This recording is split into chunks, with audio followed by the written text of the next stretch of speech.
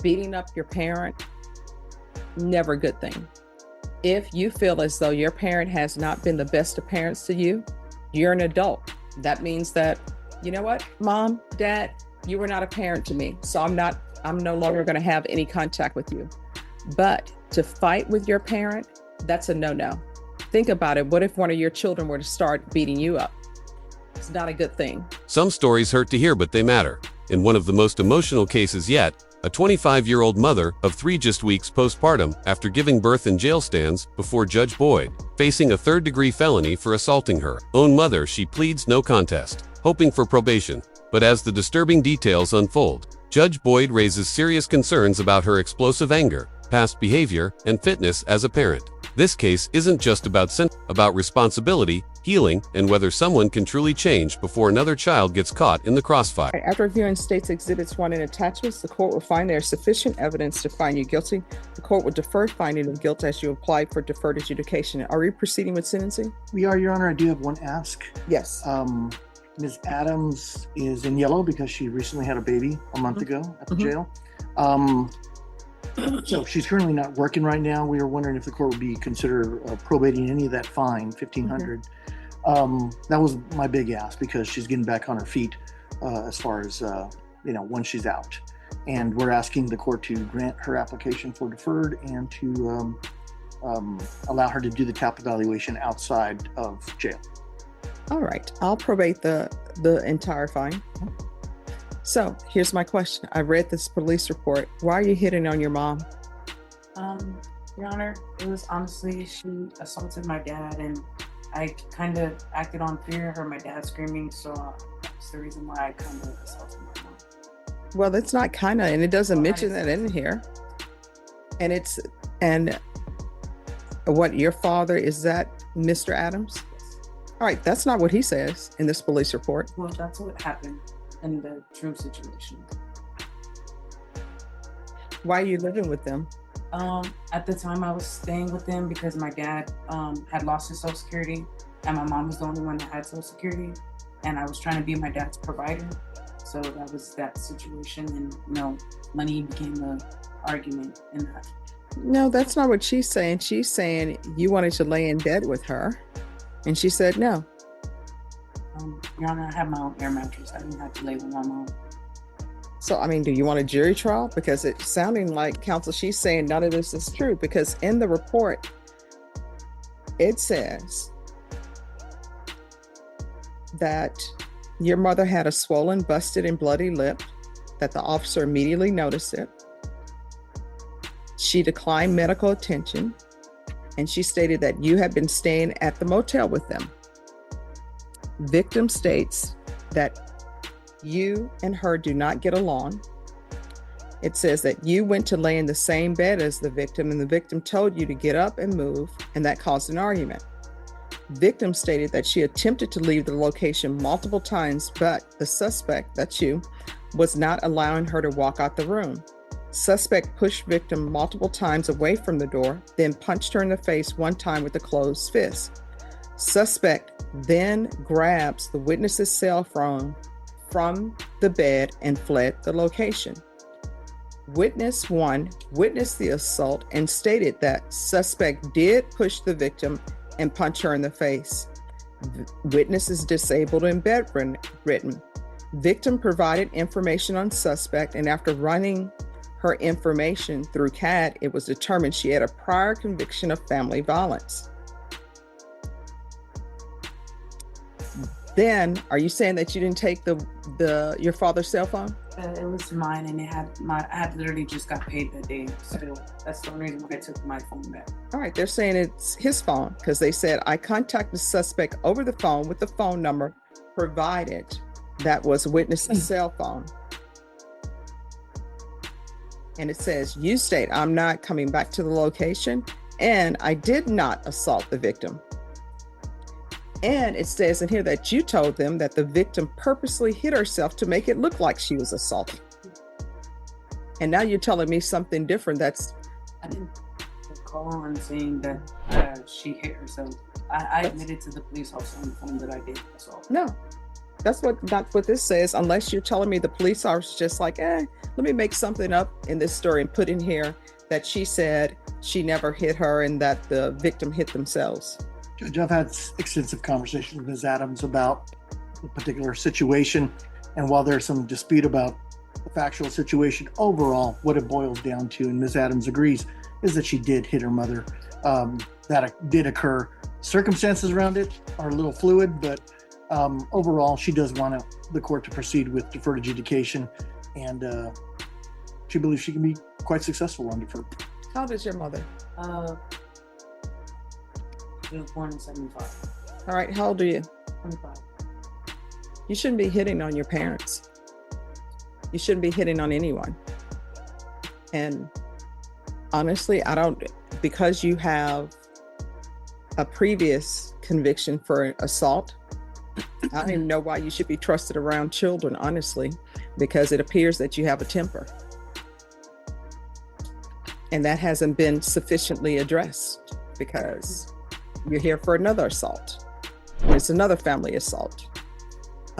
State, you wanted to add something because you came up? I did want to add that we're just requesting that the evaluation is recommended by the state be actually done in custody. Okay. All right. Is there anything else? Judge, we would just ask to have the evaluation done out of custody. When's the last time you had employment? During my around this time, the incident. Doing what? My father's providing bill. It was for women. All right, I can tell you right now, I don't allow people to be home health care providers for family members. Well, I was looking for employment at fast food. I'm seeing. Well, no. We start with what were you doing? And you said you were doing home health care providing work for your father. I don't allow this in this court. And to me, the home health care business is becoming akin to when we first started practicing. Everybody was working at West Telemarketing. Now, home health provider is West Telemarketing for felons.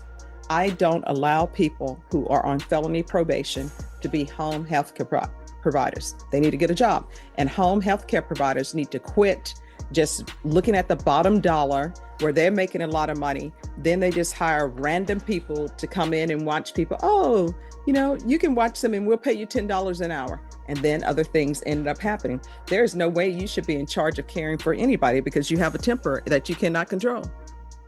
And how many children do you have? 3 living children.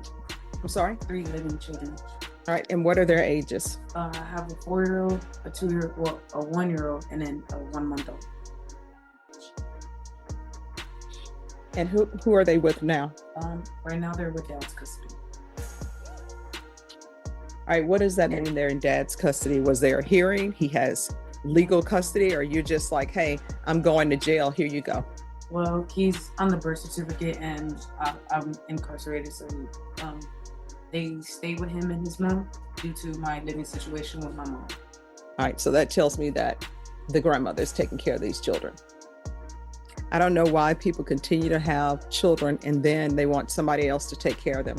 But I guarantee you, when these children graduate, when these children ended up being famous for whatever they've done, the parents who did not really care for them, they're going to be telling everybody on the planet, that's my baby. And you know what? Those children should say, no, I'm not. You didn't raise me. So in this court, you're not going to be allowed to be a home health care provider. All right, this is what the court is going to do. There's a $1,500 fine. That would be probated. 4 years deferred adjudication. Affirmative finding of family violence.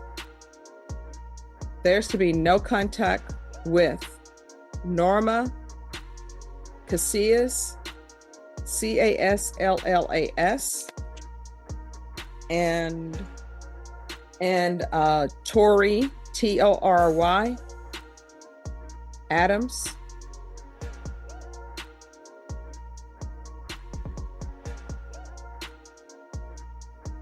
There's to be no unsupervised contact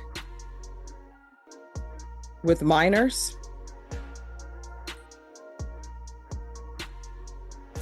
proof of employment within 45 days of release. There's to be no employment as a home health care provider or with minors. And there's to be no employment in the healthcare field at all. So these schools where people go to and they're there for 3 months and they learn how to take blood, not allowed. You understand? There's going to be 150 hours of community service restitution. I'm going to order parenting classes. Once that's complete, 50 hours will be deemed satisfied. How far did you go in school? I got my GD. All right, what are you planning on doing with the rest of your life? Honestly, working and taking care of my kids. All right, I'm going to order, if she completes trade school, 100 hours will be deducted. I'm not requiring you to get a trade school certification, but if you do, 100 hours will be deducted. Otherwise, you're going to be picking up trash off the side of the road in the heat of San Antonio. HMAC, the Batterers Intervention Program, TAP evaluation in custody, follow Rex, field visits 1 time per month until further notice, regular reporting by Zoom or in person, and regular random UAs. Probation, is there anything else? Judge, I just wanted to, the hostility management aggression control course, it is a form of the VIP course. Mm-hmm. Both of them do have a good amount for Which do you think would be most appropriate for her? the hostility management aggression control. All right, so then I will not order the BIPP. Probation, is there anything else? No. Is there anything else you need from the court in order to be successful? All right, we can go off the record. Here's the thing. Beating up your parent, never a good thing.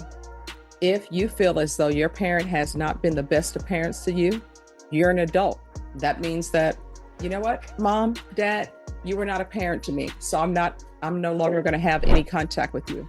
But to fight with your parent, that's a no-no. Think about it. What if one of your children were to start beating you up?